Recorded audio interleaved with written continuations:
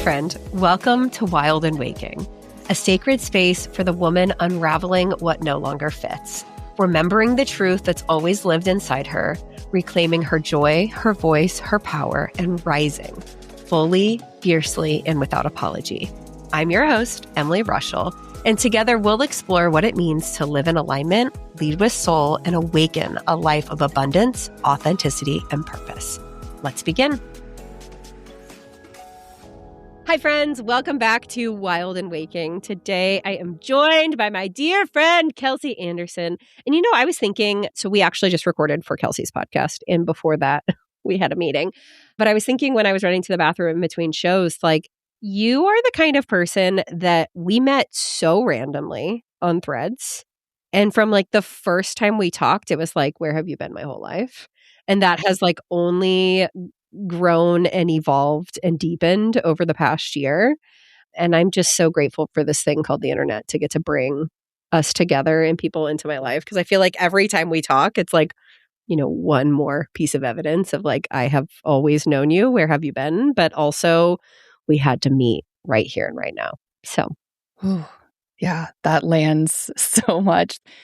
That first time I met you, I remember thinking, okay, my soul has known this person. I'm glad we got to find that connection in this lifetime. And thank you, Threads. Thank you, Threads. And also, so Kelsey was on the podcast about this time last year. It was last summer.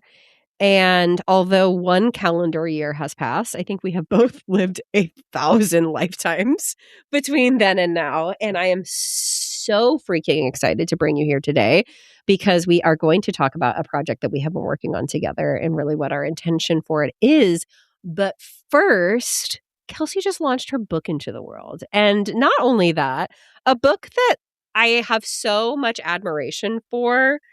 You had the experience of being I think I need to write something. Let me go write it all down. And then I'm going to put it out into the world 5.5 seconds later. So I can't wait to talk about the journey of what it looked like to bring this to life.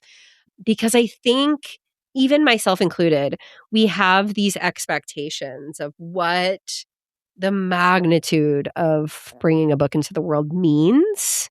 As we do, right? We have these perceptions and projections of a project like that. And the way that it has come forward for you is so inspiring to me. So I want to talk about that creative and intuitive process, and also the subject matter being the signal. Listen to your intuition through the noise of modern life. A practical and spiritual guide to trusting your intuition.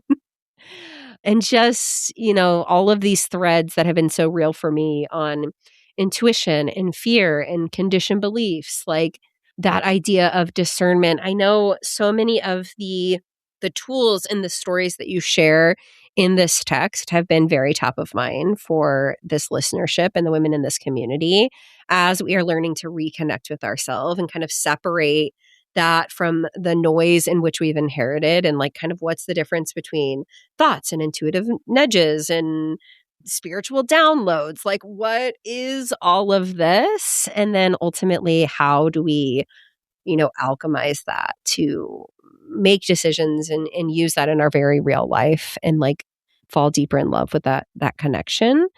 I'm doing all of the talking, and you are the one who is here to share all of the wisdom. So, Kelsey, welcome back to Wild and Waking. Oh my gosh, full circle moment. I'm so glad to be here. And I love listening to just what pours through when you talk about it, because that's the mirror for the work. It's not meant to just come from me. Now that it's out, it's meant to inspire people to think through what this journey is like for them too. So for someone getting to meet you for the very first time, or even for someone who heard you last year and needs a refresher on what has transpired since then, give us a little context of who you are, where you are, and a little bit about the work that you're doing in the world today. Ooh, yeah, it's been such a year of transformation. So I'm going to catch you up to where I am now. What I learned along the way is a lot of my human design, astrology, and just soul expression is identity shifting, allowing myself to live an intuitively guided life, which means once I explore something and get to know it and live it into existence in my own life, I will either bring elements of that into the fold or I will let it go and move into something else. And that's been really the part of my life that has taken the longest for me to reconcile. this time last year when we were recording, I was living in Scotland in the Scottish Highlands. And I remember recording these podcasts together. I had rented a hotel room because we were living in a 400 square foot caravan with no internet service in a field in the Highlands in this small community. And I remember renting this hotel room and trying to get connected to the internet, and it dropped right as I was supposed to be on this podcast. And here we are. We're back in Missoula, Montana, after living in Scotland, briefly in England, outside of Birmingham, in Worcester, and also in Croatia, in Rovine, which was on the Adriatic Sea. So we spent a lot of time near the oceans, the North Sea, the Adriatic Sea. And now we're back in the mountains. And my work started with Reiki and psychic mediumship, and I had a hands-on healing practice. And then when COVID hit and I got pregnant and was moving through that whole aspect and really sick in pregnancy, it was a really tough pregnancy. I went, Mood. okay, I was like down and out, but also still trying to get through. And I was working at a children's hospital at the time, doing signage, art, and wayfinding alongside the hands-on healing practice, and just really trying to find my way in the world. So as a practitioner, I've been doing this for about 7.5 years, studying for 10 years. And then that evolved into psychic mediumship and doing readings. But recently, what has transpired is I went back and looked at what's been trying to come through me this whole time. And it's been lighting the way for women to remember their inner power, to remember who they are, to reclaim that inner voice that's been conditioned in every area and aspect of life to not be trusted, and to form self-trust so that they can be their own guiding light, and then work with people, be in places, and have experiences that come from the decision within instead of having to prove who they are on the outside. And this book is what flowed through from that. And my work now is in soul guidance, is in energy intuition, and in my writing as well. Everything you said, I'm just like, yes, yes, yes, because you have been like a household name in my Coven group program. Like, there is not a call that would go by that someone isn't like, well, I was on a call with Kelsey or I was listening to Kelsey or I was talking to my grandma through Kelsey like, everything that you just said, whether it was clear at the time to you or not, is so potent and powerful for the women who I have known who have gone on to work with you in some capacity, and just like what it looks like to have that mirror or that connection elsewhere, and like the specific way that they have experienced mediumship or soul guidance through you has always been like that, like gentle and loving and safe place to land. That's not just, oh, I'm looking for answers. Oh, I'm looking for a connection outside of myself, but like really taking all of this beautiful knowledge and be able to weave it back to them and to their soul, to feel so seen and so heard and so affirmed, and so like finding like the puzzle pieces that have been missing or there and covered all along. So everything that you're talking about, I'm like, yeah, that's exactly who you are and what you've always done. And now you have the language for it. And it just makes me so happy. Thank you for reflecting that. It is really interesting to be doing the work and not have the language, but then the language comes through you and you're like, oh, this is what I've been doing all along. I remember I came across this love letter to my soulmate client. I wrote this a year ago when I was in the caravan staring out at a field. And I was like, I just feel like I need to write a love letter to her and tell her before I've met the women that I'm going to work with or walk with on this journey, that I'm here. And I got really emotional reading it back because it was really a love letter to myself, to the woman that needed to be seen from a future self or a higher self. And then that ripples out into being with all of these women. And I have to say, I have so much gratitude for being able to meet so many of these women and work with them. They are incredible humans and they are doing the work. They are also just really inspirational and magical. And every time I get to sit in the energy with one of them, I think, you are just so freaking cool. Like, you are just an amazing human. Your soul is radiating out into the world and you are just learning to trust yourself again. And there's power in that. Okay, so tell us more about how all of these threads came together, these soul threads, if you will, to this book, and, you know, what pieces of yourself and your story and the wisdom that you hold both in connection with spirit and in the women you've been in conversation with, like what really came together to inform this body of work? I really believe it was a co-created experience. And I love that you mentioned Soul Threads, which was the prior name of the podcast and the Substack I wrote, which is now the Sacred Flame for the Substack and Reclamation for the podcast. So as you can see, there's been this different energy and identity shift I've had to trust. A lot of this has actually been me surrendering, but not passively. Active, what I call active surrender, which is I'm still co-creating my life, but I'm surrendering to the ways it shows up. I'm surrendering to the learnings, the opportunities, the intuitive yeses I get. This whole journey this past year has been living an intuitively guided life, which I believe was co-creating with the universe to help lead me to understanding more of myself and really walking in the shadows and being comfortable with that depth in the darkness, like we talked about, to be able to step into receiving what was next. And in that receiving, I had sat down to put some thoughts to paper. I was like, oh, there's something that wants to come through me. And I describe it as this pressure. So anytime I write, I feel my visual world start to get a little shimmery or space between two worlds. It's almost like I step between a threshold. So I can see my visual surroundings, but I can feel my energy being in another dimension, aspect energetically. I feel between worlds. And then I feel what I call pressure. So there's this pressure that builds around my crown and around my third eye. And it feels like if I don't open the channel, it's just like an uncomfortable pressure of receiving. So I'll usually sit down with my laptop or my journal or my notes app or whatever, and I will let it come through to receive it. It doesn't scare me. It's actually very like loving. It's just, this is ready. Are you going to capture it? Are you going to receive it? And so that was the threads of how I got to the place of writing a book. I thought I was writing a 20-page PDF guide for the woman that wanted to learn to listen and trust herself again. Turns out the universe had something different, and surrendering to that process was actually kind of painful. I didn't leave my house for 5 days. I didn't stop writing. I remember my husband would like open the door and be like, can you eat? Can you drink water? Would you like to bathe? And I was like, no, yes, no. It just needed to, because it wasn't, I will say this way. Sometimes we do things and there's a healthy degree of ego. Sometimes we do things because we want recognition. I've done plenty of that in my life without recognizing that's what I was doing. This felt like it came from somewhere else. It felt like I was the channel. And the reason I know this, and I'll try to keep this brief because there's a big story here, but the reason I believe this or I know this is because when I read that book back the first time to, shift the sections, edit it and proof it, I was so triggered by my own words. I knew they weren't just from me. Yeah. It's so interesting. As soon as you started talking about the pressure, maybe it's the fact that my baby's been away from me and I haven't pumped and probably need to eat and drink some water.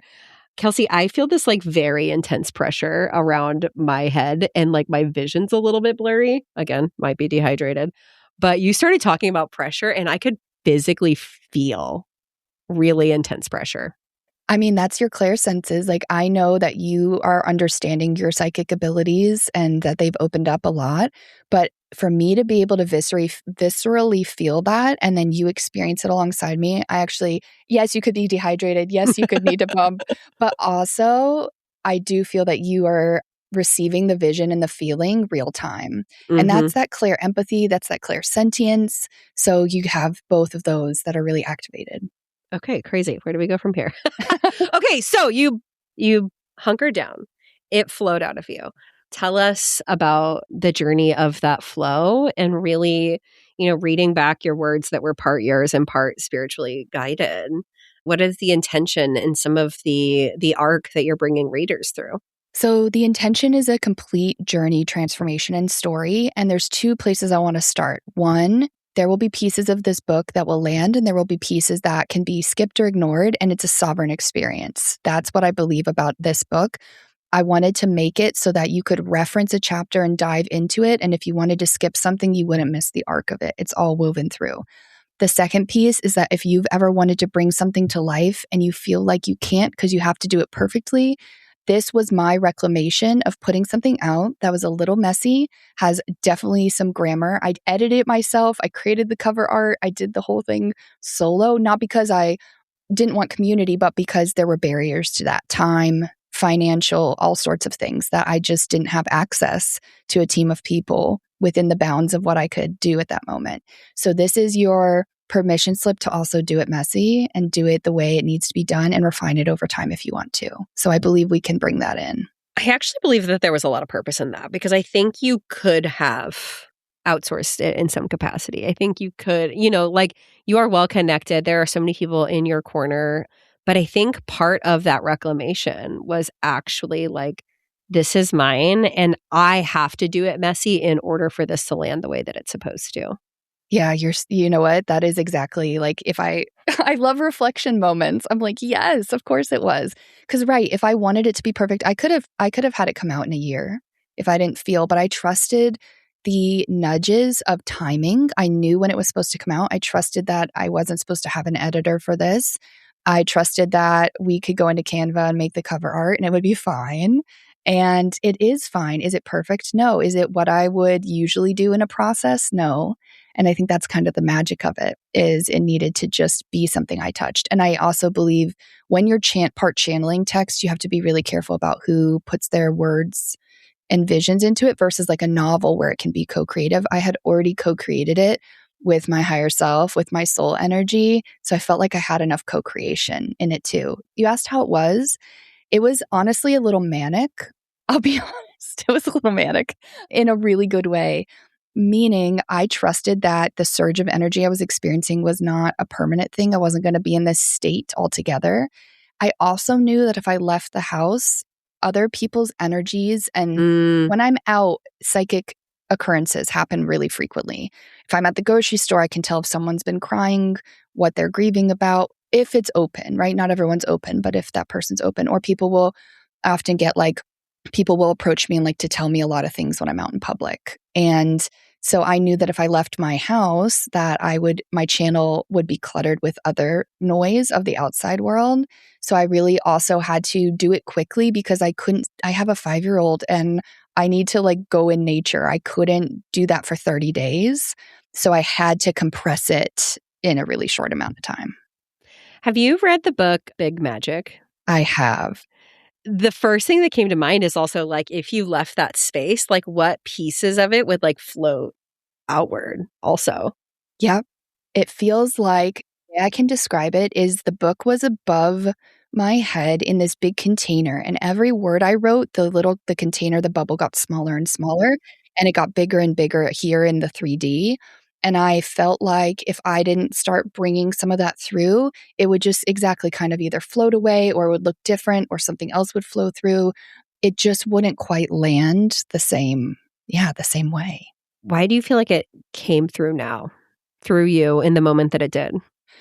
I think it's because I gave myself permission to listen to the evolution of it instead of the decision to write a book. I had told myself many times that I was going to write a book in my life. I tried in Scotland in October of last year when I was traveling solo. I tried to write a fiction that had the same concepts but through fictional characters. And I got 2 chapters in and just never went back to it. And I just think that I was like, okay, I feel something I need to write. It's going to be a 20-page guide. And then when it wasn't, being okay with it expanding I was ready. You know what it is, to really answer you? I had not lived the thing that I was writing, and it wouldn't have been in integrity for me to teach this or bring it forward or offer it forward. It wouldn't be sovereign because I wouldn't have lived it into existence. And I think I had to live it into existence so I could stand by the work itself. I feel that so deeply. It gives me hope. There's hope. There's hope. Like, I think the universe goes, right, so you could write a version of that, but that's not the whole story. And we want you to have the greater version of that because it's going to touch more hearts and lives and minds. And the impacts will be what you actually desire them to be, not just them broken up into 3 parts, 3 different books. Well, and there's an element of it being fully integrated, which is something that's been so real for me over the past couple of years of like intellectually knowing something and like understanding it, but like the integration that comes through the experience of like living different seasons of it and like seeing pieces of it play out and like really being immersed in the depths of it and like the wisdom that is born with giving it more time to integrate. 1000%. But then I feel like there's also this trap of fear and it's not fully like I'm just like watching myself spiral through this of like, oh, are you just using that as a reason to not do it? Like that limiting belief of like it's not quite ready yet. Like, is that an intuitive guidance or is that a limiting belief? And I know that you touch on things like this of that fear and that like primal instinct and those intuitive nudges. Can you expand in any direction around how we discern the difference between all of that? It's one of the greatest questions. And I'll be very honest, I am still living that. The answers that flowed through, quote unquote, answers or insights that flowed through around that are ones that I feel to be my current truth in that, but I still have to live them. And the living part is the harder part, the embodying. Here's how I've come to see it right now. It is a fine line, first of all. It is a wavering, teetering moment where you go back and forth between them frequently. So there's not these discerning boxes. It's actually like kind of a wavy light spectrum where you're navigating through all of it all at once. The other aspect is that I talk a lot about primal fear, and there's a whole chapter on this, primal fear versus growth and expansion fear. I believe that primal fear keeps us safe, right? It is intuition can happen within primal fear. I'll use like a mountain lion in the woods because that's where I am right now, and that's very common. If you were to come across that, your primal fear would kick in. And you might also receive intuitive guidance in the moment to pick up a stick and this thing and make this move. And it also might be primal information that you carry that's stored in your DNA or pattern recognition or something in your consciousness, right? That teaches you that. So primal fear is very separate. That one feels easier to distinguish because our nervous system's activated. We're in the fight, flight, fawn, freeze. We're currently in an elevated state. Our heart rate speeds up. Our breathing quickens or gets harder to breathe. We really can discern that. We'll sweat. Like there's all these visceral body anatomical reactions and chemical reactions.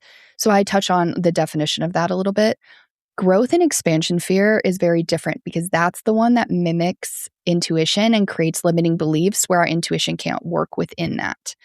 So I want to bring you through the definition of both my bold take on intuition and growth and expansion fear. But growth and expansion fear for me is the signal, the wayfinder towards where I need to look. If I say I can't publish a book because of XYZ limits, that's my growth and expansion fear saying, we haven't yet done that yet. We're not comfortable doing that. So we believe we can't. And that's where I turn. So every time I feel a fear and I feel like I'm on the precipice of something or I have a limiting belief, my intuition goes, and we grab that fear and we put it in the car with us, or we put it in what I call in the interdimensional space fan, I think is what I wrote in the book. Love it. And we go on a journey together and I go, okay, fear, what else can't we do? Point me there. And it's like a big road sign that says, look this way. You're on the precipice of doing something you haven't done before. And when you show that growth and expansion fear, you're capable of that. Now there's a new precipice. There's a new wayfinding mark because now they go, oh, like I was never comfortable. I didn't think I could write a book. Now growth and expansion fear goes, oh, you're an author. That's safe. No big deal. And so whatever the next thing is, intuition is going to drop in with those insights and wayfinding within the directional arrow towards what we believe, the limiting beliefs that we're not capable of. Intuition is an interesting aspect of that. I believe that it's our soul energy moving through us. So it is not outside of ourselves. It is our life coming to life through us. It is sometimes pattern recognition and patterning and conditioning in some ways that our intuition can use all of our lived experience to bring forth memories, occurrences, visuals through our clear senses to teach us and show us things. So it is calling on that, but it is not that. It's like a reference system, right? So that pattern recognition. The way that makes sense to me, the 2 times that I have been Reiki attuned, both in September and at my retreat, I have, during those attunement meditations, I have scribed poetry. and in a way that like I could not just sit here and write poetry, right? In a way that it like did not come from me. It was like my hand was writing. But I realized the second time around, it can only use like the dictionary that my human brain has access to. And back in September, there was one poem that I was scribing where I like felt my brain turn on, and it almost like I imagine like scaling or scrolling through like the old library system to pull out a certain card. And it was like looking for a word, and then it like immediately turned back off and like went back to like not of me. And then in May, I had an experience where there was something that came forward and I didn't know the word, and it like literally like wrote a blank, and then I had to like go back and Google it later. But it was like I had the realization of like it could only access what my human brain had the information and the context for. And maybe perhaps that will be something that evolves over time, right? But like it only had the reference to what I know up until this point. So that totally makes sense for me, right? Like when you're talking about pattern recognition of like it has to use what's available for you in this moment. And perhaps that hones and evolves and changes over time as you become more in touch with it, that like you kind of can go outside of that. But that totally makes sense for me. Yeah, that's exactly what it is. That is the definition of that, truly the lived and felt experience of that.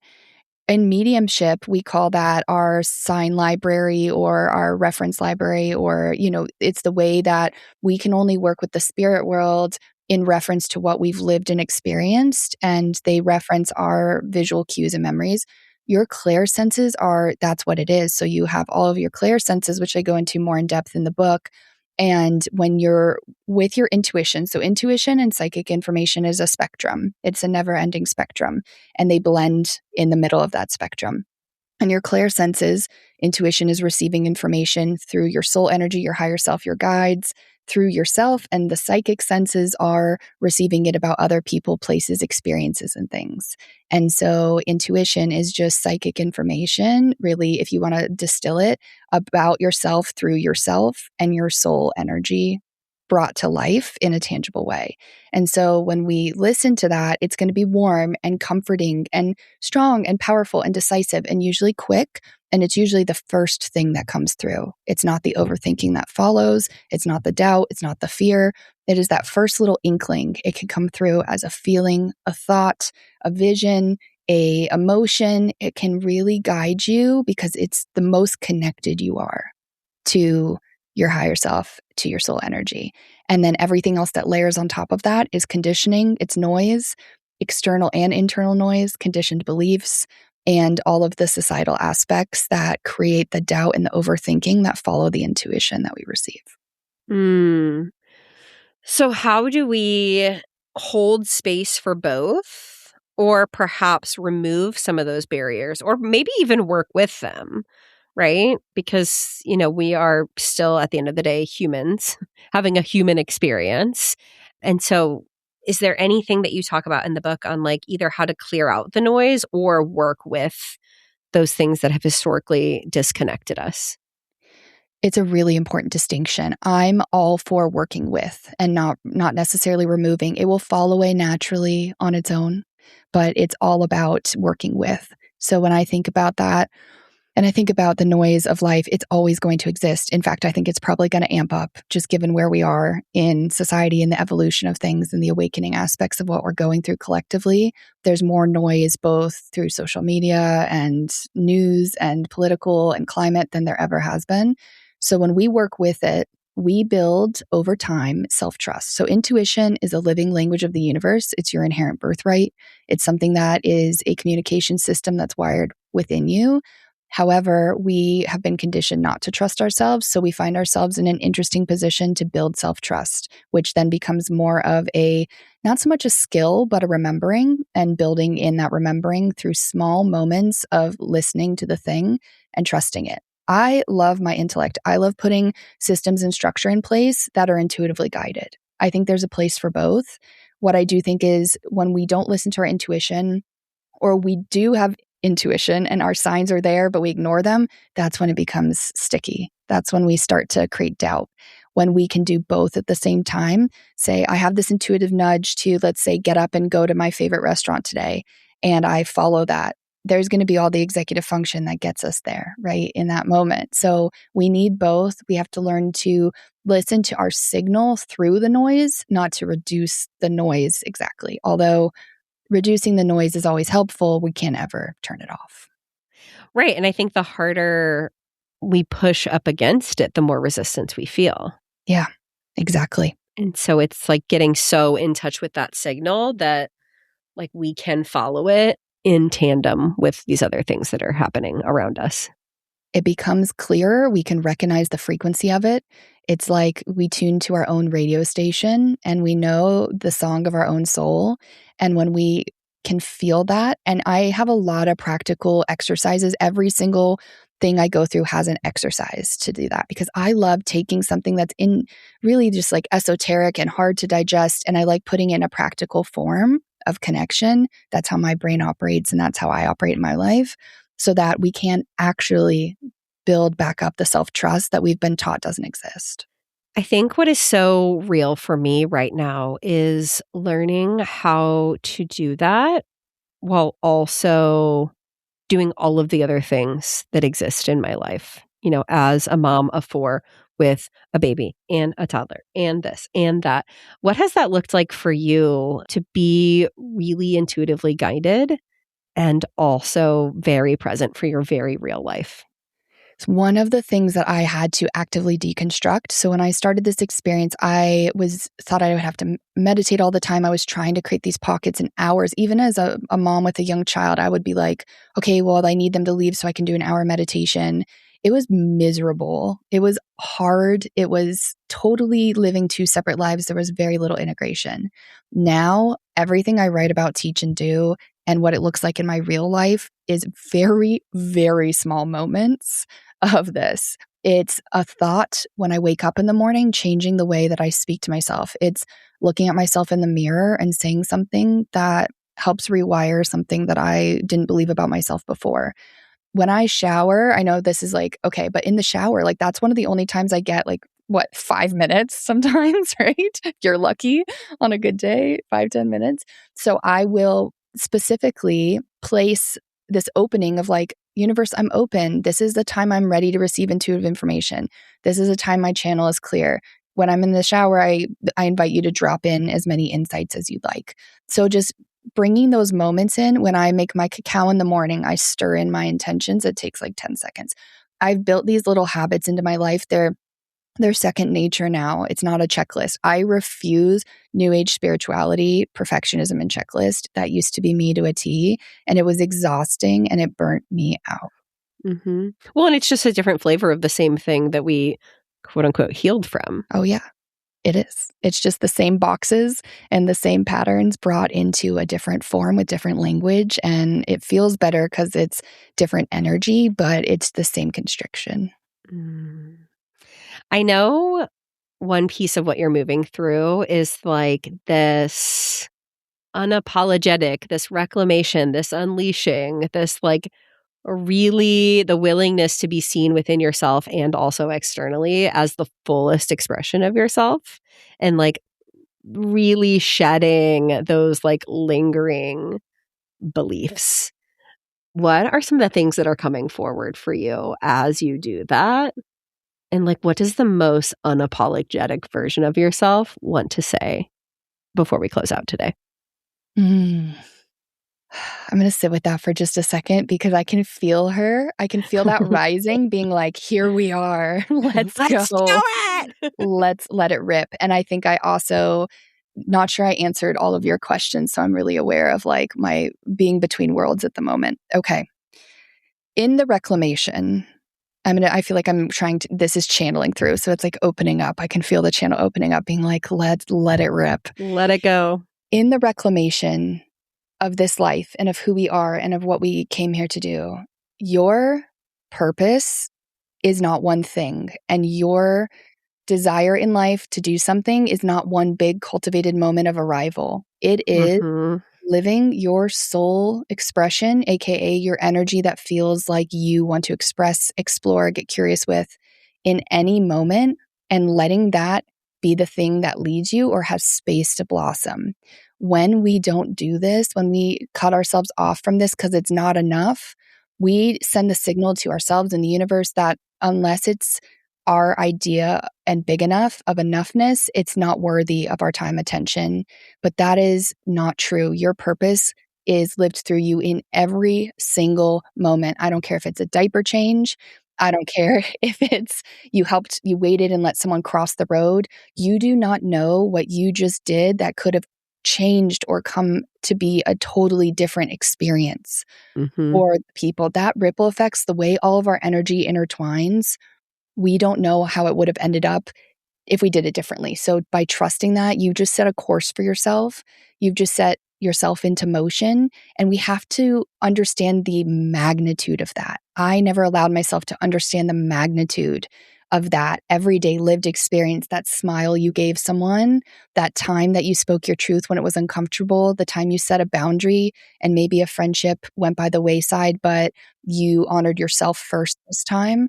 Those Mm-hmm. orders of magnitude of the way they ripple out into our lives helps us build that self-trust that we've been told is not possible and is not inherent. And we as women are so freaking powerful and magical and intuitive. This should not be something that was taken from us, but it was because we are easier to control, to coerce, and because it makes other people uncomfortable. How convenient that the one thing that makes us unstoppable force in the world are the things that we were told don't exist. So my message to you as we close out is not only does it not exist, but it's wired within you. It's an inherent birthright. You were always enough. You were always able to listen to it. And because you've been trained not to trust it, now is your chance to reclaim it and to recognize that it's been with you all along. And now you give yourself permission to step back into that power. And reclamation for me is a lifelong process of every moment, everywhere we turn, and always existing. And when we look at it that way as an interwoven web, a dynamic experience, there is no one right thing or arrival. It's just doing our best in every moment. And that is the power, and that's being enough. I freaking love that because the number of times I or someone I know has been like trying to find your purpose as if it's something that is like forever lost and like a messaging that you can't claim or a stone that has not been turned. Like, I think that is distracting us from what is within. And sure, like part of the journey is that excavation of like, that getting in touch with, but it is never something to find that is outside of you. Like, I believe that your purpose is you and who you are and all of the paths you allow yourself to go down. And I'm giving myself a massive disservice if I look at the 18 or 20-year-old version of me and think, "Oh, I was not living my purpose." Like those experiences that I had, the things that I did, even if they were misaligned in some way, like were the driving force to what I was eventually going to come to understand and the work that I was able to do later on. And I believe our life is a forever journey of that. Like I was living my purpose at 22 just as much as I was at 27, just as much as I was at 31 and 33, and I will be at 45 and beyond. And it evolves with us because we are meant to evolve and grow. And I think the most powerful thing that we can do is like learn what it looks like to be able to turn inward and be able to really be tapped in, like you said, to that soul song and to be able to follow that area or that arrow with reduced noise and external expectations and strip away that conditioning. Sure, that like sharpens what we're able to do with that purpose in that season. But I don't think it's something that's ever outside of us. And that is different than the way I would have talked about this 5 years ago. Incredible. What I love about this thing that we are co-creating is this bringing women back to themselves and this discernment, this trust, this fear, this intuition, this willingness to step into the unknown and be imperfect in the pursuit of what is calling us forward is such a big piece of this. So I'm going to give you the floor to talk about what we have been working on and how all of these pieces of what you have been moving through is really setting up the space for what we've created. This feels like another moment of reclamation and another moment of waking and another moment of being in that wild energy of just becoming. what we've always known ourselves to be. And it's not out, you said it, it's not outside of us, it's in. And when we go searching within, we're excavating, and that's beautiful. And just the permission of what we're creating is also around that energy. So you and I have been, can I use the word scheming in a good way? Like we've been like, ooh, You secretly mean behind the scenes. emailing, texting, Instagram messaging on every platform? Voice But noting, Pinteresting. uh-huh. Yeah, every platform available, and it's never synchronous because that's what happens when you get to the creativity portal opens up. It's just kind of unfettered. But we have found it has arrived. This energy has arrived of this retreat, this co-creative immersive experience for the woman. And you had this amazing visual that anchored it all, which was like the crystal ball emoji being brought to life, this velvet and purple and the darkness and the Samhain, the pagan wheel of the year, seasonal living, and the hunter's full moon, in this really powerful rising dynamic energy of the woman that's not afraid of her own darkness, that knows that her power lives there, that knows that when she's awakening her magic, it's not all light and bright, it's the duality, it's how they interplay, it's that the light and the dark exist inside both of us. And when we sever ourselves from the darkness, we also sever ourselves from the light. And if we are willing to bring both back together and be in community with women for these 4 very incredible days, we are going to awaken our magic in the way that is meant for us to awaken it. And we don't know what that will hold, but we're inviting women in to find out. It's an invitation. It has some mystery. It also is unique to the blueprint of their soul and soul energy. And it's also everything that that we've wanted in a retreat that we would attend. And I think that's something special about when you create it, you can bring your wildest ideas to life. And when I say wildest ideas, like, boy, do we have a lot in store God. for the woman who it feels called to attend this with us. There's a phrase that you said at the beginning of this conversation, and it was something along the lines of like this co-created surrender. It's like that willingness to let the veil fall, right? These conditions, these expectations, these beliefs, these pieces of ourselves that we have curated. And what does it look like to let that fall away within the safety of community and being held by women who have been through their darkness and who have really learn to hold the weight of duality and that joy and the play and the whimsical and like the 90s witch aesthetic, and also like really truly the depths and the hell that it can feel like of walking through that, these pieces of ourselves that have been, for so many of us, tucked away and kind of like curated out of us. And I really believe when we are fully ready to own our magic and our power in whatever that looks like for you, whether that's, psychic ability, whether that's some sort of healing, or whether that's within your own motherhood, in your life, in your business, in your career, in your beyond. But like when you are ready to stand as that sovereign queen, like you brought like, that warrior and the staff overlooking the mountaintop and like being so rooted and in touch with the I love the sound of your soul's song, to be able to experience and hold the duality of it all, to be able to walk through the darkness, to be able to come out with stronger scaffolding, to hold your gifts, and to be able to move through this next season of your purpose. Like that is all of the intention that we are calling forward in this. And we recorded a whole episode with kind of like my side of the story on Kelsey's podcast that I highly encourage you to listen to both and feel if this is calling for you. But we are going to be coming to join Kelsey in the mountains of Montana, which has just this really rich, deep, magical history and feeling behind it. I feel like the mountains call us into the wild and for us to meet the mirror of our wild and to be held in such a space that is so in some ways untouched. I don't know if that is the right word, but there's just like a magical energy there, and it felt really potent and powerful, especially for the time of year as we are at the time of the retreat. We'll be welcoming the dark half of the year. And what does it look like to really be able to welcome the autumn and the winter seasons, but in a way that carries the candlelight within and prepares us for all that is to come. And what does it look like to do it in community? Yeah.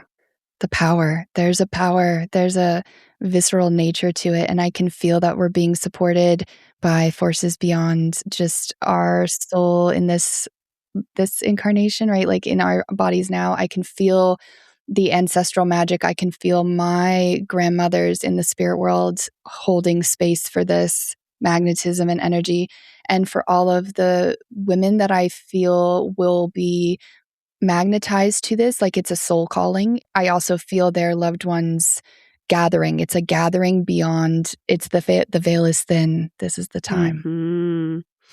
Yeah, I think you and I had both mutually commented on someone we know that was hosting a gathering related to the grandmothers. And we both felt like, oh, that energy is for sure very present in this. Is like the healing that you and I do in this lifetime heals not only generations forward, but also generations back. And I know you and I have been in communication with one of my grandmothers specifically and grandparents in general who have said, like, you have the ability and the technology and the information and the permission to do what we didn't know was possible. Like there is so much that we have access to, and that is just moving through the collective that we are a part of at this moment in time. That is like this initiation and this activation into everything that is to come in the spark or in the arc of humanity. And the gift that like we get to come together in this coven, so to speak, to really be activated in these gifts in this timeline, I think I cannot overstate how powerful and what really truly a treasure it is to be able to do together.